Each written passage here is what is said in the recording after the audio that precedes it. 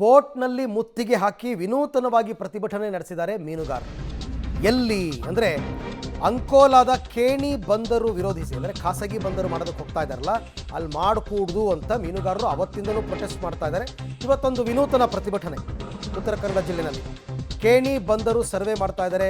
GSW ಕಂಪನಿಯವರು ಒಂದು private harbour ಮಾಡೋದಕ್ಕೋಸ್ಕರ ಸಮುದ್ರದ ಮಧ್ಯಭಾಗದಲ್ಲಿ ಸರ್ವೆ ಮಾಡ್ತಾ ಇದ್ದಾರೆ ಅಧಿಕಾರಿಗಳು.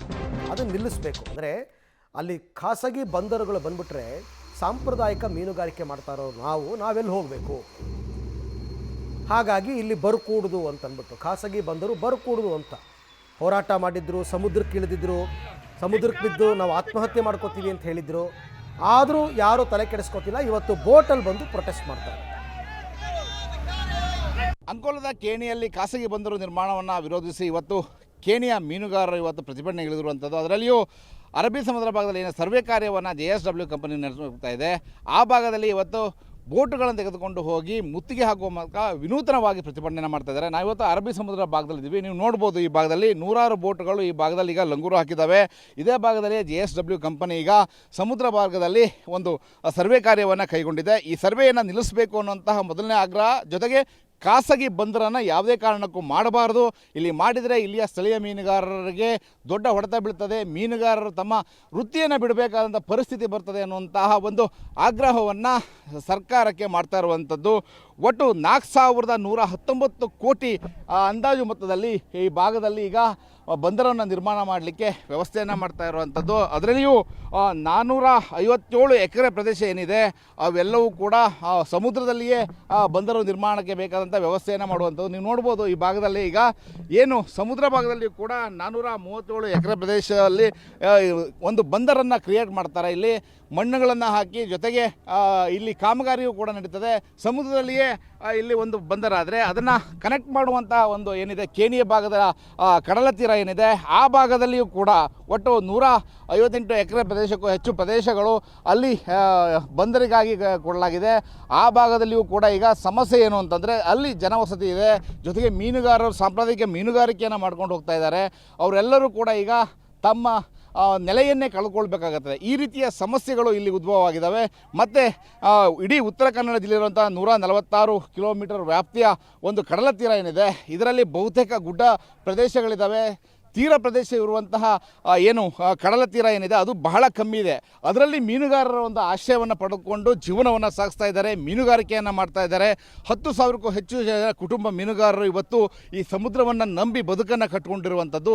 ಅಂಥದ್ರಲ್ಲಿ ವಾಣಿಜ್ಯ ಬಂದರುಗಳಾಗೋದು, ಅದರಲ್ಲಿಯೂ ಖಾಸಗಿ ಬಂದರು ಆದಾಗ ಆ ಭಾಗದಲ್ಲಿರುವಂತಹ ಮೀನುಗಾರರು ನಿರಾಶ್ರಿತರಾಗ್ತಾರೆ. ಅವರಿಗೆ ಮೀನುಗಾರಿಕೆಗೆ ಅವಕಾಶ ಸಿಗೋದಿಲ್ಲ. ಜೊತೆಗೆ ದೊಡ್ಡ ದೊಡ್ಡ ಹಡಗುಗಳು ಬಂದರೆ ಸ್ಥಳೀಯ ನಾಡದೋಣಿಗಳು ಇರ್ಬೋದು ಅಥವಾ ಬೋಟ್ಗಳಿರ್ಬೋದು, 5 ನಾಟಿಕಲ್ ಮೈಲ್ದೊಳಗಡೆ ಏನು ಮೀನುಗಾರಿಕೆಯನ್ನು ಮಾಡ್ತಾರೆ, ಜೊತೆಗೆ ಸಾಂಪ್ರದಾಯಿಕ ಮೀನುಗಾರಿಕೆಯನ್ನು ಏನು ಮಾಡ್ತಾರೆ ಅವರೆಲ್ಲರೂ ಕೂಡ ಕೆಲಸವನ್ನು ಕಳ್ಕೋಬೇಕಾಗುತ್ತೆ. ಬೋಟ್ಗಳನ್ನೇ ಅಲ್ಲಿ ಆ ಭಾಗದಲ್ಲಿ ಇಡಲಿಕ್ಕೂ ಕೂಡ ಆಗೋದಿಲ್ಲ. ಈ ರೀತಿಯ ಸಮಸ್ಯೆಗಳು ಸಾಕಷ್ಟಿದ್ದಾವೆ. ಹೀಗಾಗಿ ಮೀನುಗಾರರು ಇವತ್ತು ವಿರೋಧವನ್ನು ವ್ಯಕ್ತಪಡಿಸ್ತಾರೆ ಅಂಥದ್ದು. ಇನ್ನು ವಿರೋಧವನ್ನು ವ್ಯಕ್ತಪಡಿಸಿ ಈ ಭಾಗದಲ್ಲಿ ಈಗ ನೀವು ನೋಡ್ಬೋದು, ಮೀನುಗಾರರು ಕೂಡ ಇದ್ದಾರೆ. ಬೋಟನ್ನು ಲಂಗೂರು ಹಾಕಿ ಸರ್ವೆ ಕಾರ್ಯ ಏನು ನಡೀತಾ ಇದೆ ಆ ಭಾಗದಲ್ಲಿಯೇ ಈಗ ಬೋಟನ್ನು ನಿಲ್ಲಿಸಿ ಪ್ರತಿಭಟನೆಯನ್ನು ವಿರೋಧವನ್ನು ವ್ಯಕ್ತಪಡಿಸ್ತಾ ಇದ್ದಾರೆ. ಅವ್ರನ್ನೂ ಕೂಡ ನಾನು ಮಾತಾಡಿಸ್ತೀನಿ. ಸರ್, ಈಗ ನೀವು ಇಲ್ಲಿ ಭಾಗದಲ್ಲಿ ಈಗ ಬೋಟ್ಗಳನ್ನು ತಂದು ನಿಲ್ಲಿಸಿದ್ದೀರಿ, ಏನು ನಿಮ್ಮ ಆಗ್ರಹ ಏನು? ನಮ್ಮ ಆಗ್ರಹ ಅಂದರೆ ಸರ್, ನಮ್ಗೆ ಈ ಬಂದರು ನಮ್ಗೆ ಇಲ್ಲಿ ಬೇಡ. ನಮ್ಗೆ ಈ ಬಂದರು ಆದರೆ ನಮ್ಮ ಜೀವನ ಆಯಿತು ಅಷ್ಟೇ. ನಮಗೆ ಇದಕ್ಕೆ ನಮ್ಗೆ ಇದು ಫಿಶರ್ ಇದು ಮೀನು ಹಿಡೋದು ಕೆಲಸ ಬಿಟ್ಟು ಮತ್ತು ಬೇರೆ ಕೆಲಸ ನಮ್ಗೆ ಯಾವುದು ಆಗ್ಲಿಕ್ಕೆ ಆಗೋದಿಲ್ಲ. ನಮ್ಗೆ ಏನಿದ್ರು ನಮ್ಮ ಹಿಂದಿನ ಕಾಲದಿಂದ ಬ್ರಿಟಿಷರ ಕಾಲನೆಲ್ಲ ಇದೇ. ನಾವು ನೋಡ್ಬೋದು, ಇಲ್ಲಿ ಮೀನುಗಾರರು ಕೂಡ ಸಾಕಷ್ಟು ಜನ ಬಂದಿದ್ದಾರೆ. ಒಂದು ಕಡೆ ಆ ಭಾಗದಲ್ಲಿ ನೀವು ನೋಡ್ಬೋದು, ಕೇಣಿಯ ಬಂದರು ಇರುವಂತಹ ಪ್ರದೇಶ ಅದು. ಆ ಭಾಗದಲ್ಲಿ ಮೀನುಗಾರಿಕಾ ಮಹಿಳೆಯರೇನಿದ್ದಾರೆ ಅವರು ಪ್ರತಿಭಟನೆಯನ್ನು ಮಾಡ್ತಾ ಇದ್ದಾರೆ. ಈ ಭಾಗದಲ್ಲಿ ಪುರುಷರು ಮೀನುಗಾರರೇನಿದ್ದಾರೆ ಅವರು ಇಲ್ಲಿ ಸರ್ವೆ ಕಾರ್ಯವನ್ನು ಏನು ಮಾಡ್ತಾರೆ, ಆ ಸ್ಥಳದಲ್ಲಿ ಈಗ ಬೋಟುಗಳನ್ನು ತೆಗೆದುಕೊಂಡು ಹೋಗಿ ಲಂಗೂರು ಹಾಕಿ ಅಲ್ಲಿ ಪ್ರತಿಭಟನೆಯನ್ನು ಮಾಡ್ತಾ ಇರುವಂಥದ್ದು. ನಮಗೆ ಮೀನುಗಾರಿಕೆಗೆ ಮಾತ್ರ ಅವಕಾಶ ಮಾಡಿಕೊಡಿ, ಖಾಸಗಿ ಬಂದರನ್ನು ಮಾಡಿ ನಮ್ಮ ಜೀವನದ ಮೇಲೆ ಯಾಕೆ ಬರೆ ಹೇಳ್ತೀರಿ ಅನ್ನೋಂತಹ ಒಂದು ಮಾತನ್ನು ಹೇಳ್ತಾರೆ. ಉತ್ತರ ಕನ್ನಡ ಜಿಲ್ಲೆಯ ಜಿಲ್ಲಾ ಉಸ್ತುವಾರಿ ಸಚಿವರು, ಜೊತೆಗೆ ಮೀನುಗಾರಿಕಾ ಬಂದರು ಸಚಿವರು ಆಗಿರುವಂತಹ ಮಂಕಾಳು ವೈದ್ಯರವರ ಕ್ಷೇತ್ರ ಇದು. ಮೀನುಗಾರರ ಸಚಿವರ ಕ್ಷೇತ್ರದಲ್ಲಿಯೇ ಮೀನುಗಾರರ ಸಮಸ್ಯೆಯನ್ನು ಆಲಿಸುವವರೇ ಇಲ್ಲದಂತಾಗಿದೆ. ಮೀನುಗಾರರು ಇವತ್ತು ಬೀದಿಗೆ ಬೀಳುವಂತಾಗಿದೆ. ಅವರ ನೆಲೆಯನ್ನು ಕಳೆದುಕೊಳ್ಳುವ ಸ್ಥಿತಿ ಉತ್ತರ ಕನ್ನಡ ಜಿಲ್ಲೆಯಲ್ಲಿದೆ. ಉತ್ತರ ಕನ್ನಡ ಜಿಲ್ಲೆಯ 5 ಕಡೆಗಳಲ್ಲಿ ಈಗ ಬಂದರುಗಳು, ಖಾಸಗಿ ಸಹಭಾಗಿತ್ವದ ಬಂದರುಗಳಾಗ್ತಾ ಇದ್ದಾವೆ. ಕೋಟಿಗಟ್ಟಲೆ ಇನ್ವೆಸ್ಟನ್ನು ಮಾಡಲಾಗ್ತಾ ಇದೆ.